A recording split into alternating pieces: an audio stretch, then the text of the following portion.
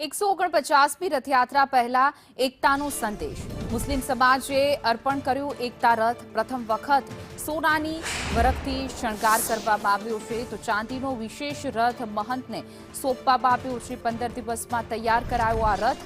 300 ગ્રામથી પણ વધુ ચાંદીનો ઉપયોગ તો શાંતિ, સૌહાર્દ અને ભાઈચારાનો સંદેશ આપવામાં આવ્યો છે। 16 જુલાઈની રથયાત્રામાં બનશે આકર્ષણ।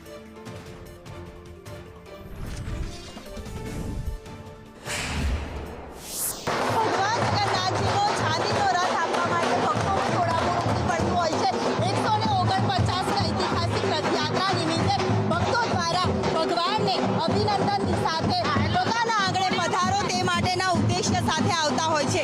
ત્યારે અન્ય લોકો છે એમની સાથે જ વાત કરીએ। રઉફભાઈ, આ વખતની રથયાત્રાને લઈને શું સંદેશ છે લોકો માટે? जो कौमी एकता, राष्ट्र एकता जो मेहनत કરી રહ્યા છે 149ની રાત નીકળી રહ્યા છે મુસ્લિમ બાવલી એરિયાથી તો મુસ્લિમ લોકો પાણીનો પરબથી લઈને બધું કરતા હોય છે અને મારે બી એવું સંદેશ છે શાંતિથી ભગવાન જગન્નાથજી નીકળે और 15-16 કિલોમીટરની સફર કરીને પાછો આવે એ અમારી એક મેસેજ છે। આ વખતે નવી એવી છે કે 26 વર્ષથી રથ આપું છું। આ 27મી રથ છે। આ ચાંદીનો જ છે આખું, પણ આની અંદર સોના ચડાયેલું છે।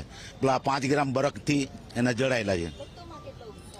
હા, ભક્તોમાં બહુ ઉત્સાહ છે। આપ જોઈ શકો છો કેટલા બધા માણસો છે। ઢોલ નગારા સાથે અમે બધા નીકળેલા છે। વાજતે ગાજતે જગતના નાથની રથયાત્રા તો નીકળતી હોય છે, પરંતુ ભક્તોમાં પણ એ જ ઉત્સાહ જોવા મળતો હોય છે। જ્યારે દર વર્ષે રઉફ બંગાળી સમાજ દ્વારા, આગેવાનો દ્વારા ભગવાનને પણ ભેટ સોગાતો આપવામાં આવતી હોય છે, ત્યારે આ વખતે ચાંદીના રથમાં સોનાનું આખું વર્ક કરેલું હોય તે રથ છે તે ભગવાનને આપવામાં આવ્યો છે। કેમેરામેન સંદીપ રાઠોડ સાથે દિવ્યા ચૌહાણ, સંદેશ ન્યૂઝ, અમદાવાદ। રથયાત્રા પહેલા જગન્નાથ મંદિરમાં ભક્તોનું ઘોડાપૂર મટ્યું। અખાડાઓએ ભગવાનને અર્પી અનોખી ભેટ। ભગવાનને સોનાના પગલા અર્પણ કર્યા છે। ચાંદીની ગાય, બળદગાડાની ભેટ આપી છે। ભક્તિમય માહોલમાં દર્શકો ઘસારો પણ જોવા મળી રહ્યો છે તો જગન્નાથ મંદિરમાં જયઘોષ જોવા મળ્યો।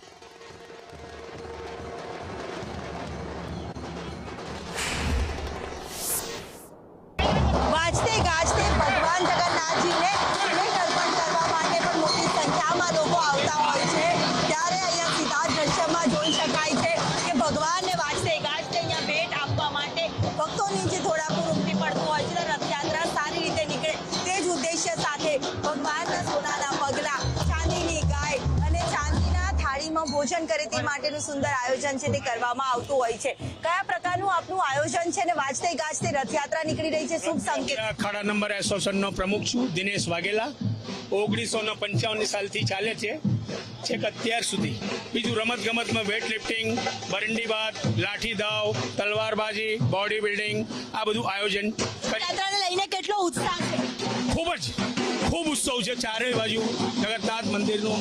ખૂબ જરૂર ચાંદીની ગાય સહિતની સોગાતો, ભેટ સોગાતો છે જે ભક્તો દ્વારા આજે આપવામાં આવી રહી છે। હર્ષોલ્લાસ સાથે રથયાત્રાનો જ્યારે પ્રારંભ થઈ રહ્યો છે તે પહેલાથી ભક્તોનું ઘોડાપૂર દર્શન કરવા માટે ઉમટેલું નજરે પડી રહ્યું છે।